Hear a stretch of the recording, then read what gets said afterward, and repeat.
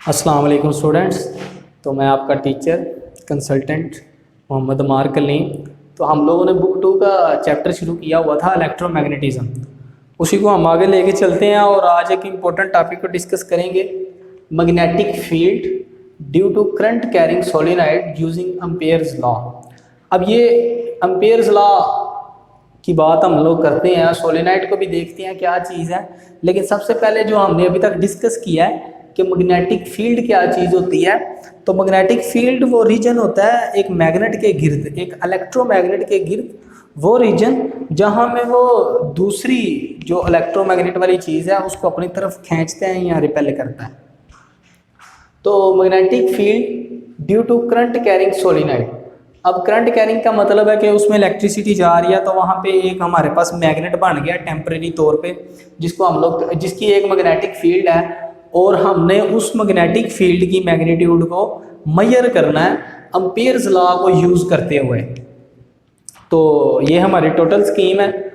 आप लोगों के सामने मैंने ये एक सोलेनॉइड ड्रा किया हुआ है, ये मेरे पास एक सोलेनॉइड है। तो सोलेनॉइड में हम लोग देख रहे हैं, आप सोलेनॉइड को इस तरह से डिफाइन कर सकते हैं, इट इज लॉन्ग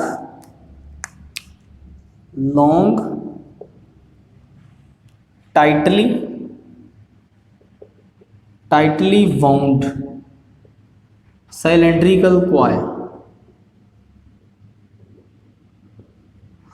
तो बेसिकली ये भी मेरे पास कॉयल ही है। ये आप इस तरह से समझ लें कि हमने एक जो सिलेंडर होता है हमारा, उसके ऊपर हमने अपने वायर को अच्छी तरह से लपेटा हुआ है टाइटली, तो उसके बाद जो हमें एक स्प्रिंग सा मिलता है वायर का, वो हमारा सोलेनॉइड होता है। अब इसको डिफाइन करने का ये तरीका है, solenoid is long tightly bound cylindrical coil. अब सोलेनॉइड में इस तरह से होता है कि जब सोलेनॉइड में से करंट पास होती है तो ये बार मैग्नेट के तौर पे एक्ट करता है। बार मैग्नेट लाइक जिसके पास नॉर्थ एंड साउथ पोल हैं, जो आमतौर पे जिसको परमानेंट मैग्नेट कहते हैं। तो when the current is passes through the solenoid it behaves like bar magnet. तो ये मैं आपको सोलेनॉइड की प्रॉपर्टीज़ भी साथ में ही बता रहा हूँ कि जब इसमें से करंट पास होती है तो ये बार मैग्नेट के तौर पे काम करना शुरू कर देता है, जिसका नॉर्थ पोल है। अब इस नॉर्थ पोल को या इसकी मैग्नेटिक फील्ड को फाइंड करने का, मैग्नेटिक फील्ड की डायरेक्शन को फाइंड करने का ये तरीका है कि आप लोग राइट हैंड रूल यूज़ करते हैं कि अपने सोलेनॉइड को राइट हैंड में पकड़ें, grabs the solenoid into your right hand and erect thumb, और जो मेरा थंबल है वो मेरे नॉर्थ पोल को शो करता है। एक मरतबा से फिर देखते हैं कि डायरेक्शन ऑफ मैग्नेटिक फील्ड किस तरह से निकालते हैं इन केस ऑफ सोलेनॉइड। तो इसका ये तरीका है कि सोलेनॉइड को राइट हैंड में होल्ड करें, ये जो मेरी कर्लिंग फिंगर है ये मुझे बताएं कि इसमें करंट कैसे फ्लो कर रहा है, क्लॉकवाइज या एंटी क्लॉकवाइज, क्योंकि डायरेक्शन तो करंट हम इसी तरह से देते हैं क्लॉकवाइज या एंटी क्लॉकवाइज। लेकिन जो इरेक्ट थंबल है, जिस तरफ थंबल की डायरेक्शन है, वो मुझे बताएगा कि वो उसका नॉर्थ पोल है। ये एक्चुअली मुझे जो मेरा इरेक्ट थंब होगा, इरेक्ट थंब मुझे नॉर्थ पोल की डायरेक्शन को देगा। तो इस तरह से हम लोग सोलेनॉइड के केस में बताते हैं कि वो किस तरह का मैग्नेट है और उसकी डायरेक्शन क्या है मैग्नेटिक फील्ड की। और हमने करंट कैरिंग सोलेनॉइड, मतलब एक सोलेनॉइड को हमने करंट किस तरह से पोटेंशियल डिफरेंस बैटरी से दिया हुआ है और उसमें करंट फ्लो शुरू हुआ है, तो इसकी वजह से जो मैग्नेटिक फील्ड पैदा हो रही है उसको हम लोगों ने फाइंड करना है, बी की मैग्नीट्यूड को। और एम्पेयर्स लॉ, अब हम बात करते हैं एम्पेयर्स लॉ की। What is ampere's law? तो जिस तरह गाइस हम लोगों ने बात की थी इलेक्ट्रोस्टैटिक वाले चैप्टर में गॉसेस लॉ की, उसी तरह से मैग्नेटिक फील्ड वाले चैप्टर में बात करेंगे या मैग्नेटिक फील्ड वाले कंसेप्ट्स में बात करेंगे एम्पेयर्स लॉ की। तो गॉसेस लॉ की तरह यहाँ पे एम्पेयर्स लॉ है जो करंट को और मैग्नेटिक फील्ड को रिलेट कर रहा है। इसको डिफाइन करने का ये तरीका है, द सम ऑफ क्वांटिटीज, ये मेरे पास जो समीशन है ये सम को शो कर रहा है, B dot delta L. The sum of quantities B dot del L is equals to mu naught and current enclosed in that area.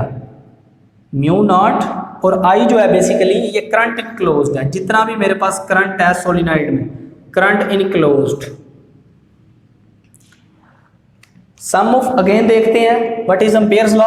Ampere's law को डिफाइन करने का ये तरीका है, the sum of quantities B dot delta L is equals to mu naught and current enclosed in that solenoid. तो ampere's law को हम लोगों ने यूज़ करना है और बताना है कि उस केस में मैग्नेटिक फील्ड की जो मैग्नीट्यूड है वो क्या होगी और उसकी डायरेक्शन क्या होगी।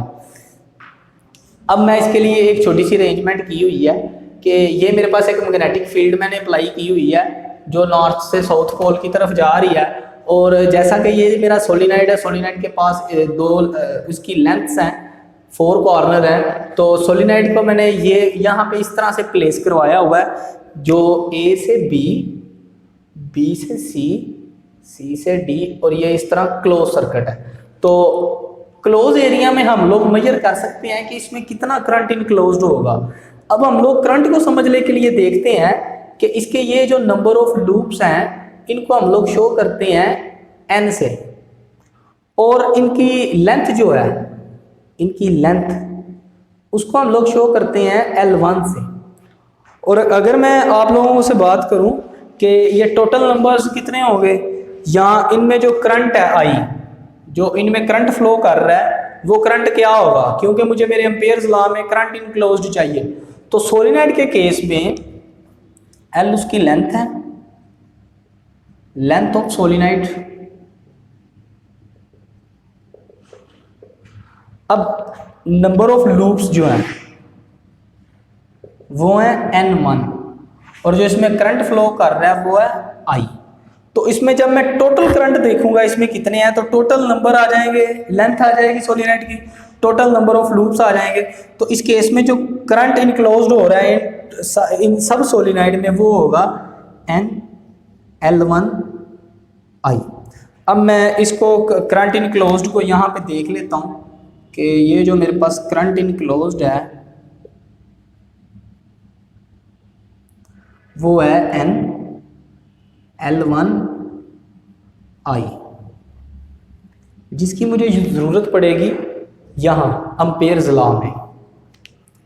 तो अब मुझे देखना है कि ये जो क्वांटिटीज़ हैं वो इस केस में कितनी क्वांटिटीज़ हैं।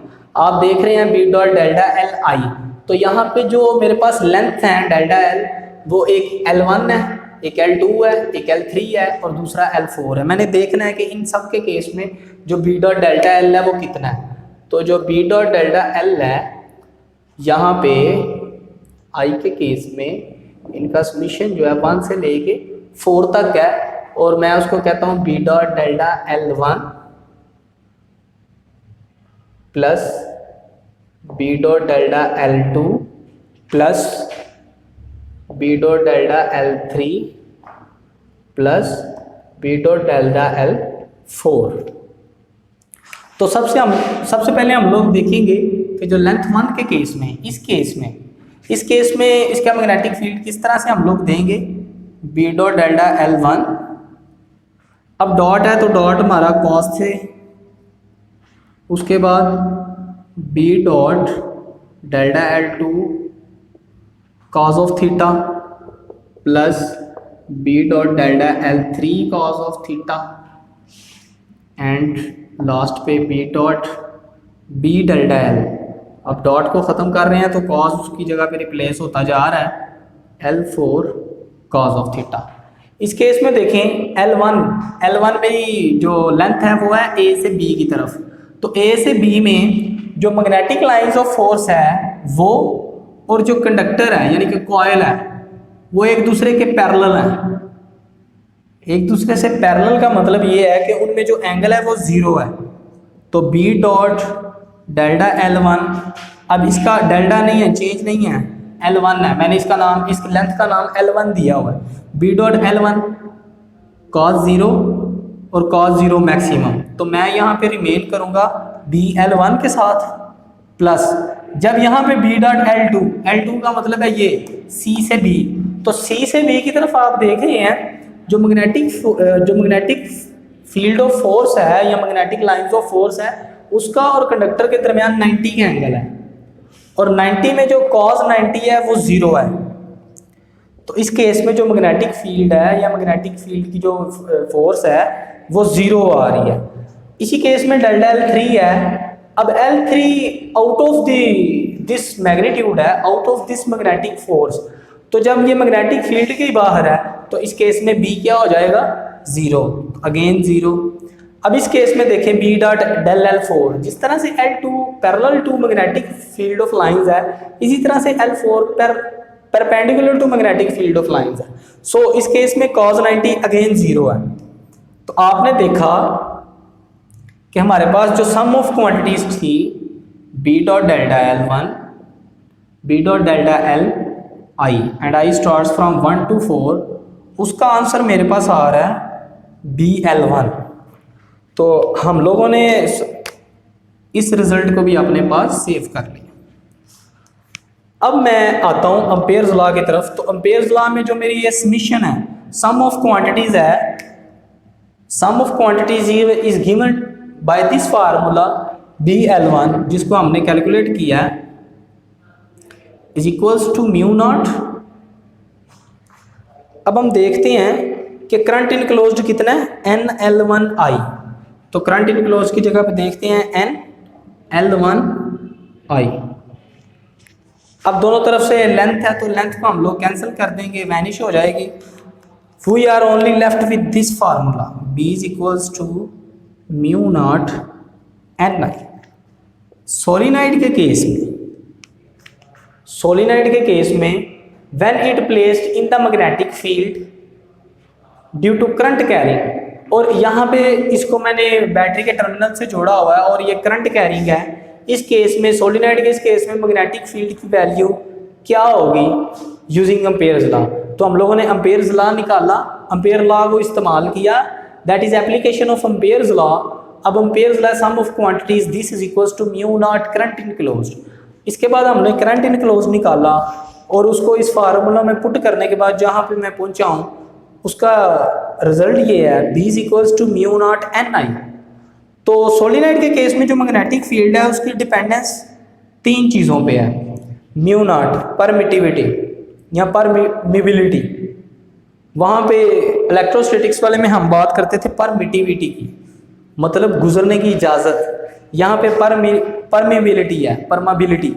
यहाँ पे भी इसका वही रोल है। N number of loops, solenoid के कितने नंबर ऑफ लूप्स हैं, and I strength of current, कितना करंट है उसमें। तो मैग्नेटिक फील्ड की डिपेंडेंस इन 3 चीज़ों पे है इन केस ऑफ सोलिनॉइड।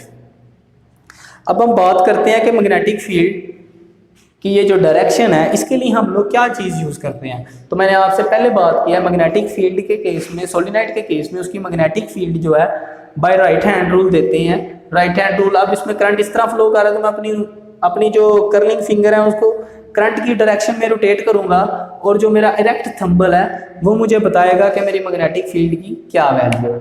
तो इस केस में जो मैग्नेटिक फील्ड है आउट है, आउट ऑफ द पेपर है, बाहर की तरफ जा रही है, बाहर की तरफ जाती हुई फील होती है। तो आप लोगों ने इस टॉपिक में यही फाइंड करना था, magnetic field of solenoid by ampere's law. उम्मीद है कि आप सब लोगों को अंडरस्टैंडिंग हुई होगी। थैंक यू, अल्लाह हाफिज़।